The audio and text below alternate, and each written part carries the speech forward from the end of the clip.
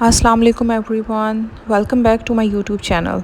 Today I'm starting with the first test which is performed for identification of carbohydrates. That is the Molisch test. So this is the first test which is performed when we are given an unknown carbohydrate solution to find out either it is carbohydrate which is actually present in the solution or not. If it is given positive, then we proceed further and we can identify it with the help of the other test that either it is a reducing sugar or a non-reducing sugar, it is an aldo sugar or a keto sugar, or it is a starch, etc. So first of all, coming towards the Molisch test, that this is a qualitative test and this is a group test for identification of carbohydrates, and this is given positive by all carbohydrates or the compounds which are containing it. For example, glycoproteins, glycolipids. So now coming towards the reagents. First of all, it is concentrated sulfuric acid, and make sure that it is concentrated. Then second one is the malicious reagent that contains alpha-naphthol with 95% ethanol. And then there's a given solution that can contain any unknown carbohydrate. Now, what is the principle of Molisch test? When carbohydrates, these are treated with strong acids, they are dehydrated into the monosaccharides, and these monosaccharides form a characteristic compound which is called the furfural compound.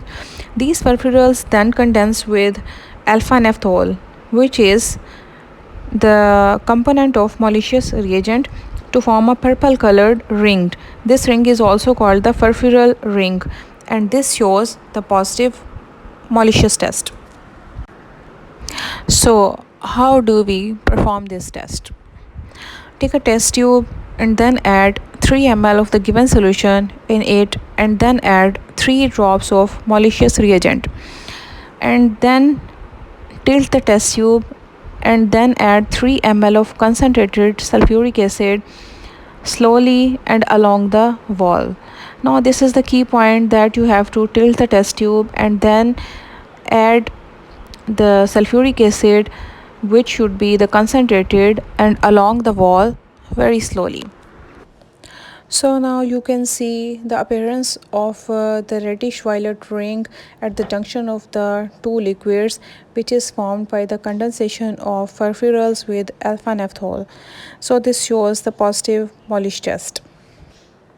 So what are the common questions which are asked during the viva of the unknown carbohydrate, and typically regarding the Molisch test today, and we will discuss the question regarding the other test of the identification of carbohydrates in the next videos.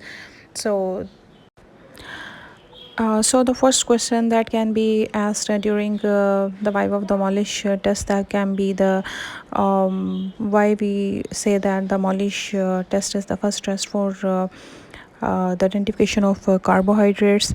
So the answer is the principle of the test, and then secondly it can be asked that what is the difference between the qualitative and the quantitative test. So the difference between the two is that the qualitative test is the one that identifies only the presence or absence of a compound, while quantitative test tells us about the quantity in which the compound is present in the solution. Then the next question can be that why we use the blank test tube. The blank test tube is basically used to compare the two test tubes. The test will only be given positive by the test tube in which the given solution is present. So that's it. Thank you for watching.